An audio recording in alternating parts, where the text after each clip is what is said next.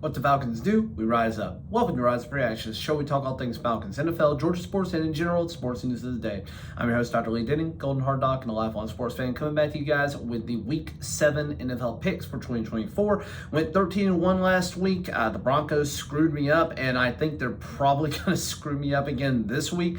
It kept me from being a perfect 14-0. A lot of people did really well last week. There were a lot of 11-plus wins or 11-plus picks correct for a lot of these people, so I don't necessarily feel like it was the best in the world, but again, was one away from finally having a perfect week, so it just kind of sucks on that one. But this brings me to a total record of 59-33 on the season, so not too bad. 95th percentile. I'm in the top 1,200 of Tom Grassi's group, which sounds like it's not that great, but then you consider that Tom Grassi has somewhere in the neighborhood of 26,000 people in it, and it sounds a little bit better. But let's go ahead and jump into my picks for Week 7. We start off with really two bad games back to back.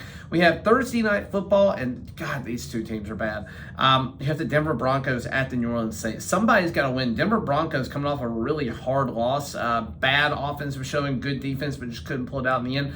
And New Orleans has a good defense. We know they have a good defense. Kept the Falcons from scoring a touchdown in that game. Falcons needed a lot of BS to win it, and we did find a way to win it, but they are starting Spencer Rattler because Derek Carr is still hurt. Chris Olave is a little bit banged up. Alvin Kamara is probably going to be good to go. With all of that in mind, because it's in New Orleans, because it's a primetime game, I do expect this to be a very low-scoring game, but I think, I'm being really honest here, I think Spencer Rattler is a better quarterback than Bo Nix. Even with his one game of experience, he showed better flashes, showed more flashes than Bo Nix has shown to me so far.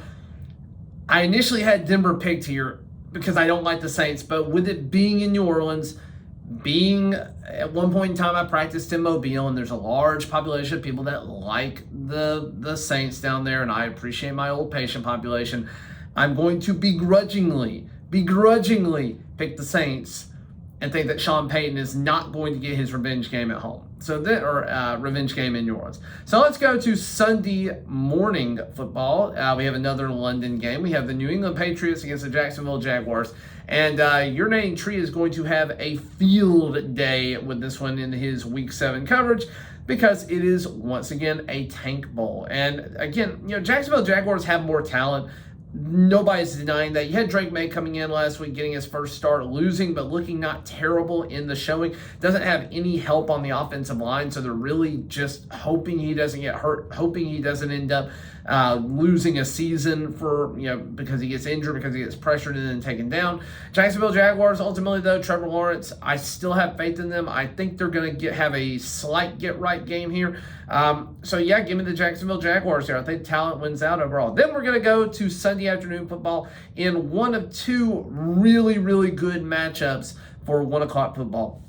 And I'm very happy to say one of them is Seattle and Atlanta. Rise up, baby. Atlanta coming off of 3 straight wins. We have not done that since, I think, 2016. And they were all divisional games.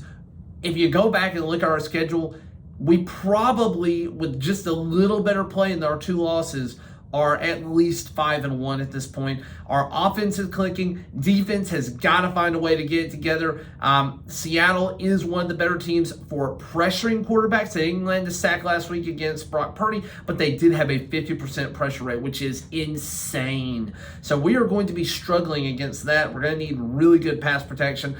They struggle to pass protect. They struggle to run protect. Their defense otherwise not that great. So I think we are going to see a very high-flying game. DK Metcalf, I think, is going to have a really good day on any of the interior middle of the field routes, because that's where we really struggle. I don't think he's going to get anything super deep. I would be shocked if he did. But you still have DK Metcalf. You've got Tyler Lockett, Jackson Smith, and Jigba. I don't know if he is hurt or just not really showed up right now, but there are weapons on both sides. These teams match up really well with each other, and it's going to be a high-flying game. But ultimately, in Atlanta, team coming across country, give me the Falcons.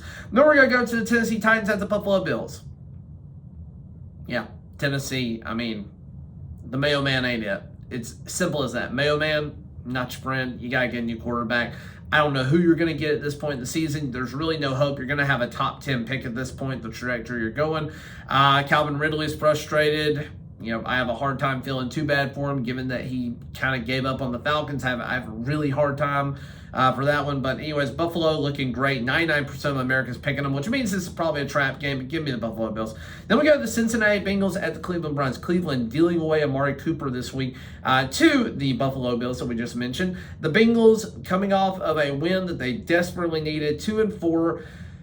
They need to win this game. You're getting Nick Chubb back in Cleveland, but Deshaun Watson's awful. And they're going to get a boost by Nick Chubb being back. I don't know how much of a boost. It was a gruesome knee injury last year, and I hope he is the same guy that he was before.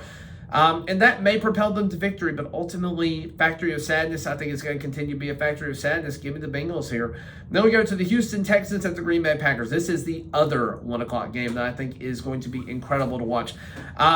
I don't have a lot of reasons to pick this the way I am, other than I think the wide receiver combo for Houston, or the weapons combo for Houston, I think is slightly better than the weapons combo for Green Bay. But I think Green Bay's defense is slightly better than the Houston defense. When you combine those two things together, I think the defense for the Green Bay Packers, the fact that it is in Lambeau Field, you get a slight home field advantage. This is a game, I don't know the spread on this. I would imagine it's very, very close.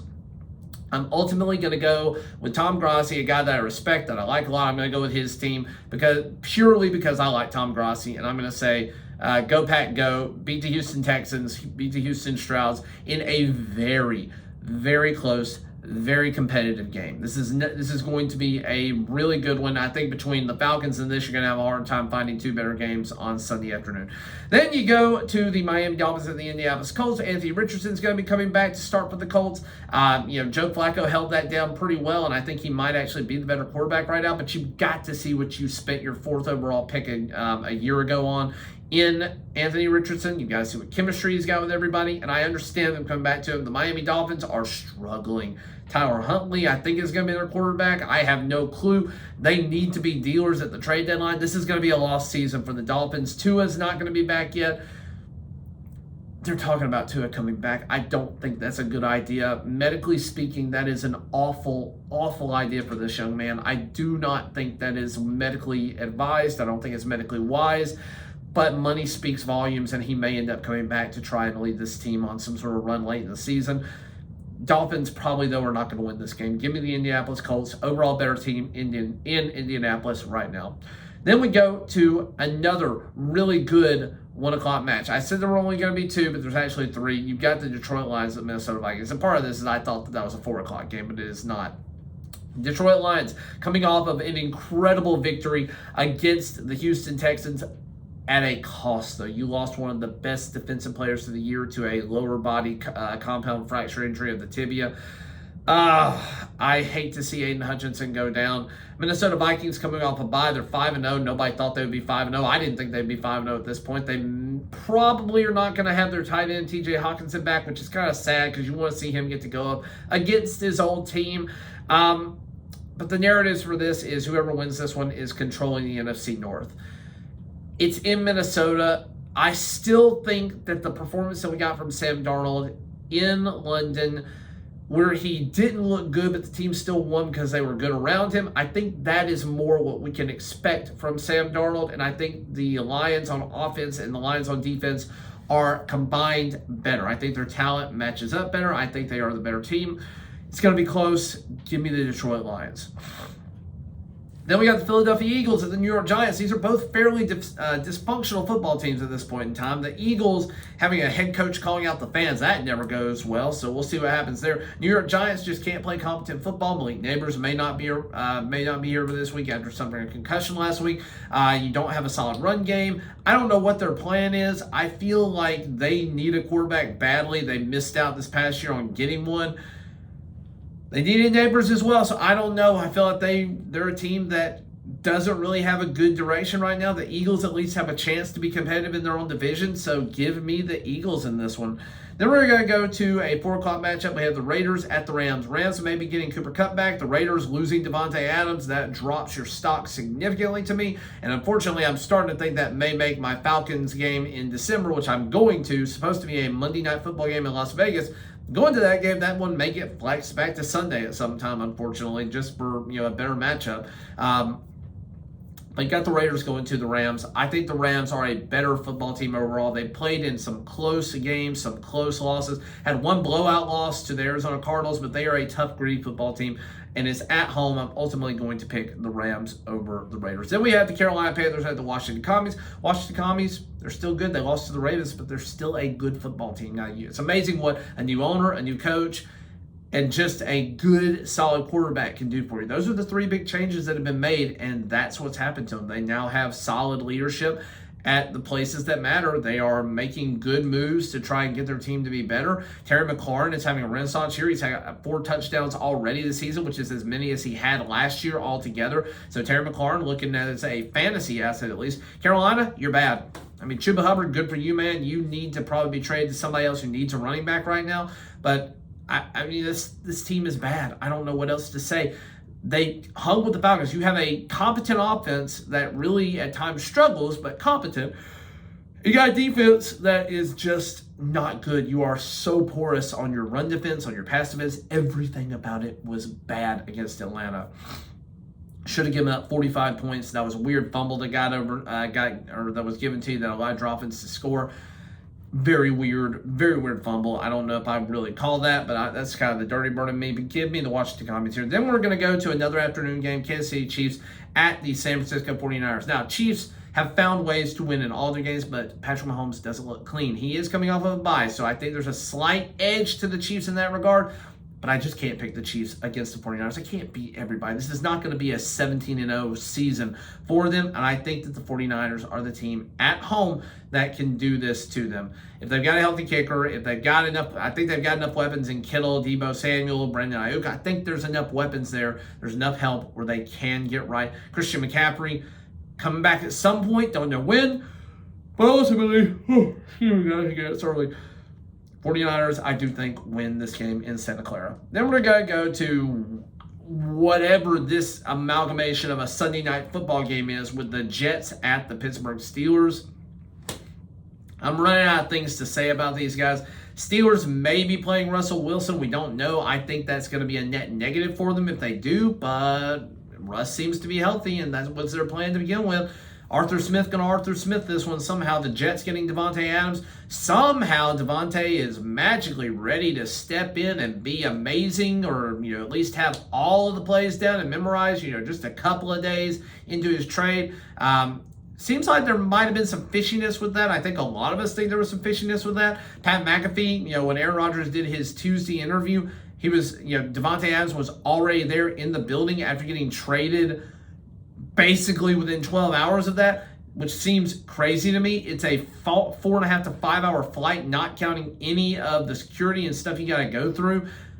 I don't know how that happened. I feel like Davante was already in New York. I feel like he was already ready to go. I feel like he was just waiting outside of the Jets facility for the trade to be finalized before he stepped through the door. I have no doubt that he and Rodgers have been communicating, call it collusion, call it whatever you want to. I have no doubt whatsoever that these two have been talking to each other, working on plays, talking about, even if just bringing up like, what I think you could do better, Davante, is I think you could run, X, Y, Z route, whatever, yada, yada.